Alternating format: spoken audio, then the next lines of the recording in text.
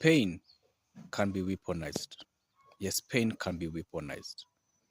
Someone who's a victim, suffering from atrocities, suffering for things and ordeals that are beyond comprehension, can be used at against that person, and even that person used against another person.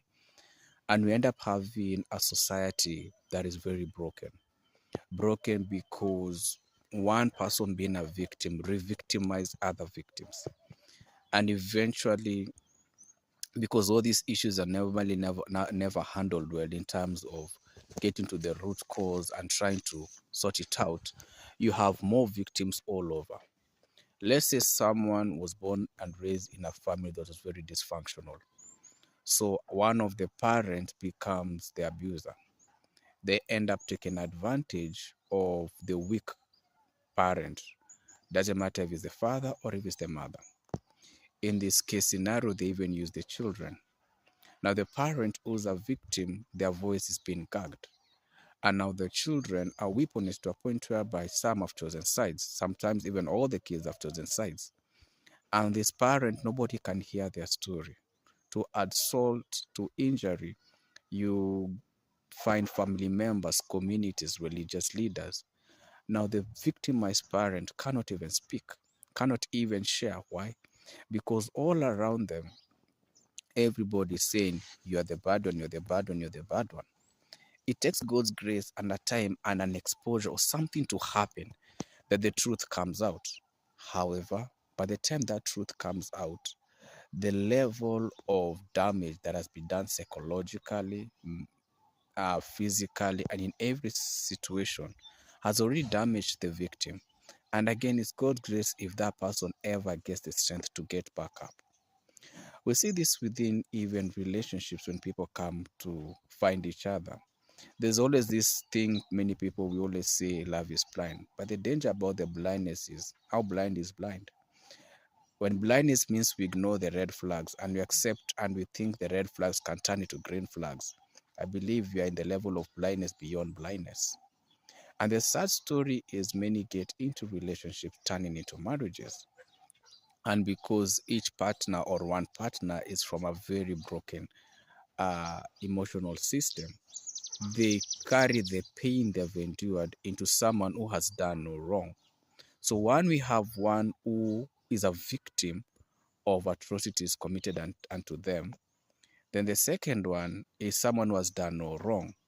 But because they met someone who's so broken and hurt, the person who's broken and hurt, because they've not come to a point whereby they want to heal first before they jump in and be with someone else, they carry the pain of what they endured and bring into this individual who has done no wrong, no atrocities, nothing. They are just loving and caring.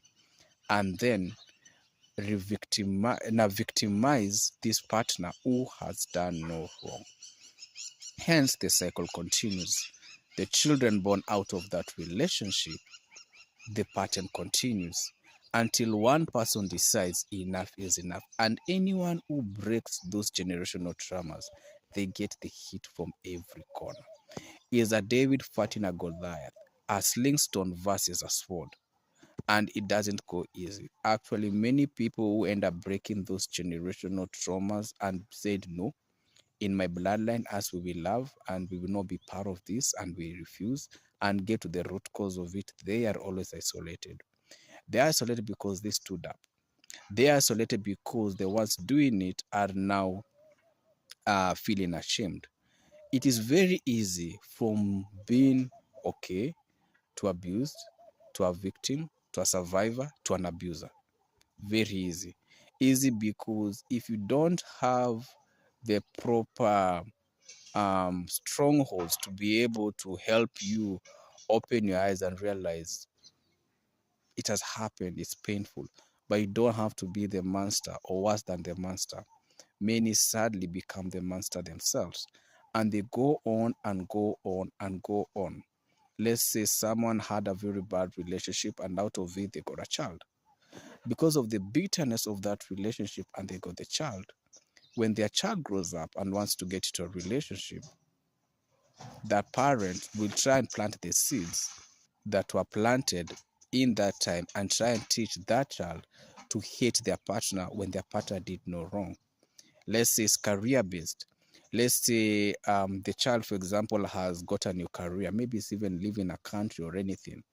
Because of the things and the pain the parent may have endured or guardian, they can transfer the negativity into this child who has done, who has no issue but wants to grow.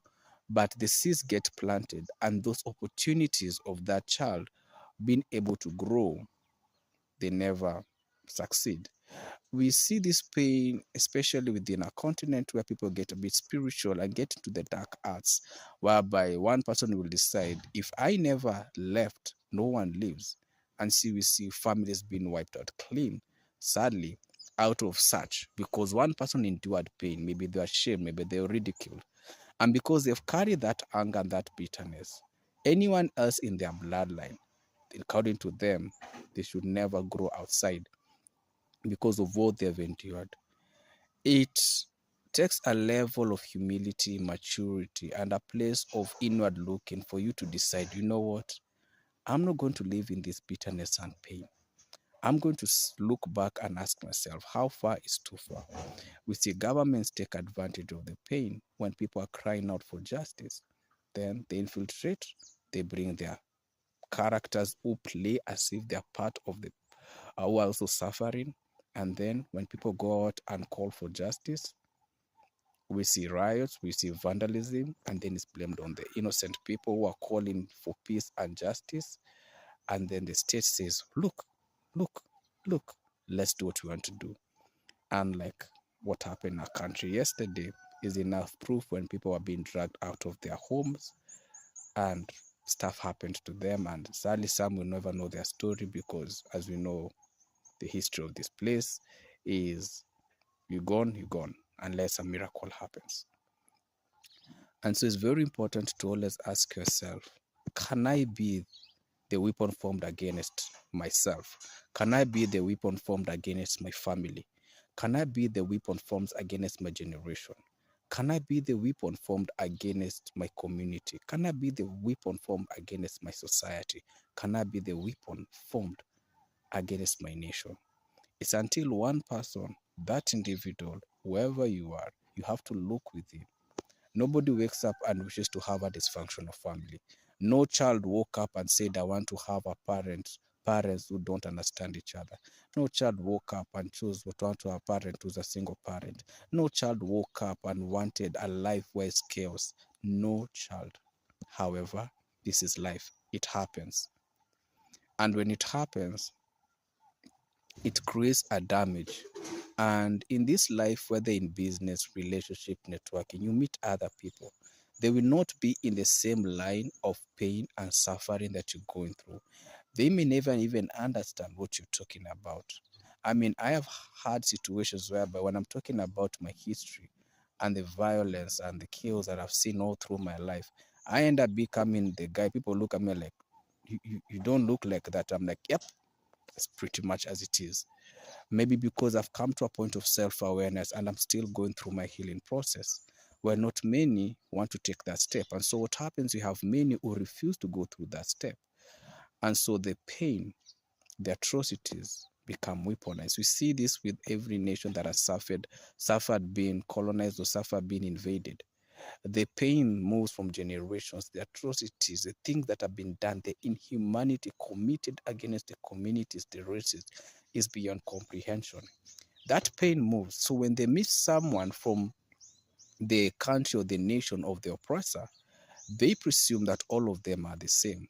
However, it could be someone born, bred in that nation of the oppressor who isn't like them, is trying to make things right. However, because of just the identity of their race, their status, or whatever it is, they become targets. And that's when we see the kind of things we are seeing. We are now, those who are once or who are from the bloodline of the oppression start saying, you know what, maybe we should oppress more because look at them. So we see the re-victimization all over again, time and time again.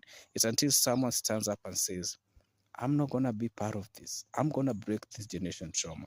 But when you make that choice, be ready for what comes with it. a lot of heat, a lot of war, even your life is on the line. But it's better to stand and fight in the battlefield than hide behind your pillow, because there comes a time you have to face your Goliath. And yes, you will face your Goliath with a slingstone, not with a sword. You will face your Goliath with words, not with weapons. That time comes, and that time is any time. So look inwardly, look around you, and be the one to step up and say, "Not today, never again."